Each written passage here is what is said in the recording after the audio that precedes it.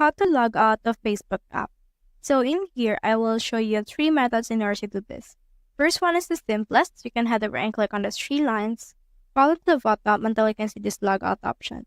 Just head over and click on logout in order to successfully log out. Another method you can do is you can head over and then delete the data of your Facebook.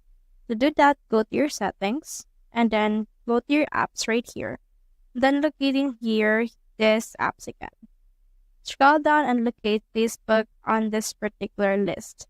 And then once you have located Facebook, you just need to click on that. Then click right here in our storage.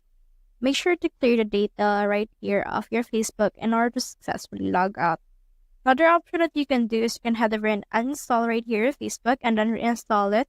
That way it will delete the data as well and you should be able to be logged out on Facebook application. So that's how you log out the Facebook app. Hope we helped.